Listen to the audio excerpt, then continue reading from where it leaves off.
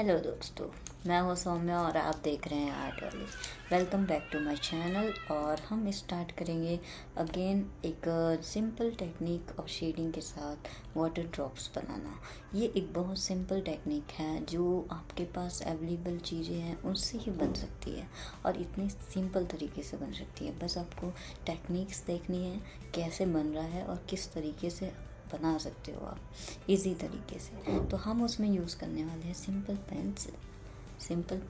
After that हम use करेंगे, अगर सिंपल पेंसिल के अलावा आपके पास मैकेनिकल पेंसिल है तो आप ये यूज़ कर सकते हैं। और अदरवाइज शेडिंग के पर्पज़ से हम मेकअप ब्रश यूज़ करने वाले हैं और ये है सिंपल 4B की पेंसिल। ठीक है, 4B की पेंसिल यूज़ करेंगे और जैसे डार्क एरिया है ना उसे फिलअप करने के लिए ओनली। और हम ब्रश तो बता ही दिया मैंने। और अगर आपको ये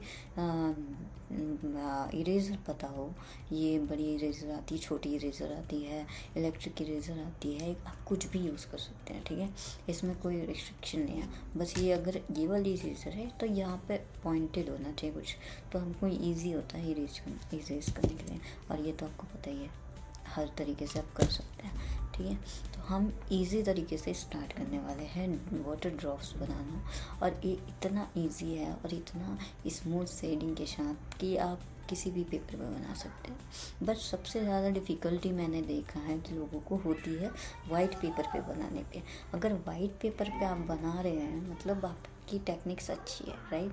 तो अगर टेक्निक अच्छी रखनी है तो आपको वाइट पेपर पे ही स्टार्ट करनी चाहिए और आपको प्रैक्टिस करनी चाहिए। बाकी दूसरे में आप बना के तो रियलिस्टिक दिखा ही सकते हैं, राइट। बट आपको अगर ग्रे या येलो पेपर पे बनाना है, रियलिस्टिक दिखाना, वो नॉर्मल है, ऑसम।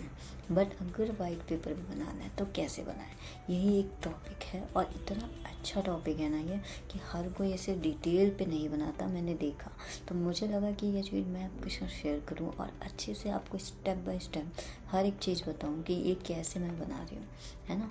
तो आप चलिए शुरू करते हैं हमारा स्टार्ट प्रोसेस स्टेप 1 से। और कैसे ये हम अच्छे से बना के एकदम स्मूथ फिनिशिंग देकर शेडिंग कर कैसे दिखा सकते हैं, देखते हैं।